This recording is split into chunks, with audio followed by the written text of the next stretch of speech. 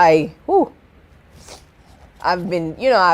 seen the desperation in a lot of people's faces when they can't find a place. In this video, we're going to dive right into the topic of Section 8 vouchers, why some landlords may be hesitant to accept them, and tips on how you can potentially make them work to your advantage, including how you may be able to use your voucher to purchase a home. But first, welcome back to my channel, where I share all the tips and tricks to help you achieve your homeownership goals. If you are new here, please be sure to hit the like and subscribe button for any future videos.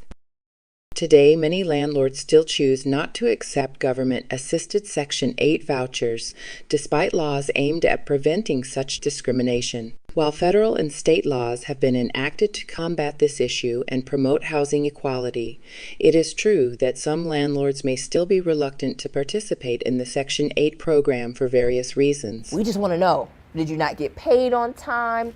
Was the relationship with the tenant bad? The federal government limits how much it will pay in rent.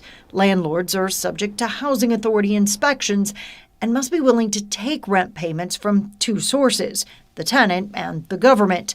In a hot rental market, they could all be reasons. Notably, some landlords may choose to opt out for reasons such as the administrative requirements and inspections associated with Section 8 being perceived as burdensome and time-consuming. Section 8 is very much in high demand. Brian Mullins manages around 100 rental properties. 35 of those are Section 8 eligible. Personally, I would love to be able to do more Section 8. But Brian said the process of moving someone with a voucher into a home is slow and costly. Encountering stereotypes and misconceptions about Section 8 tenants that discourage their participation, leading some landlords to abandon the practice completely. Once landlords find a tenant to move into a unit, they must wait for a housing quality standards inspection, which can take weeks, leaving the home vacant until an inspection is passed. A lot of people, and I know several property managers, that just don't want to do Section 8 anymore because it simply doesn't make financial sense. Giving preference to other renters in areas characterized by robust rental markets and high housing demand. The amount of time it takes for us to place one Section 8 tenant is probably 2 to 3 times the amount of time that it would take a non-Section 8 tenant to move into a property. Harboring concerns about their property meeting Section 8 inspection standards or being hesitant to invest in required repairs. The inspection looks to see if the house and its appliances are operating as designed, making sure the unit is safe to live in. But some landlords say these inspections are too tedious, prolonging the move-in process for tenants and leaving the landlord without income for weeks. The best case scenario is it's going to be 3 weeks. After we submit that voucher, before they'll even do an inspection, to even have an opportunity to sign a lease and to move in. And if the home does not pass the first inspection, and we have to fix it and then start the whole 3-week process again to schedule another inspection.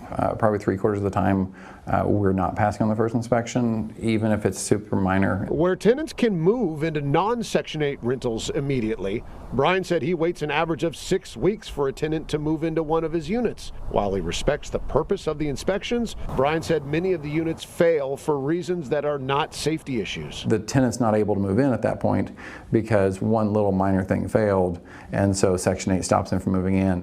And expressing a preference for greater control over their tenant screening process, which they feel is limited within the Section 8 program. Sometimes it's like an unspoken thing. We're not going to tell you we don't accept it, but we want you to make 3 times the rent. And your credit score needs to be XYZ. All barriers landlords know someone using a voucher can't achieve. In some states, like Kentucky, landlords are being allowed to refuse tenants the right to use their housing vouchers as a source of income. Senate Bill 25 would allow landlords to say no to tenants who need to use housing vouchers. A Louisville ordinance passed unanimously in 2020 prohibiting landlords from discriminating against renters based on the source of their income. Lawmakers in Lexington are also considering a similar ban. Supporters of this bill say those ordinances are government overreach, while opponents say this bill unfairly targets people who hold Section 8 vouchers. I hope we can all agree that a person shouldn't be discriminated against just because of the source of their income. That a person who is taking advantage of government programs like Section 8 to better themselves and their family shouldn't be treated any differently. And if a landlord is forced by the government to take Section 8 payments, that is an abridgment, an absolute insult to those rights enshrined in the Constitution. We're talking about source of income, but Section 8 payments are not income. They're transfer payments from the government via the tenant to go to the landlord. This bill now moves to the Kentucky House, but House members passed their own similar legislation on this just yesterday. If you're struggling to find rental properties, don't lose hope. There are plenty of landlords who are willing to say yes.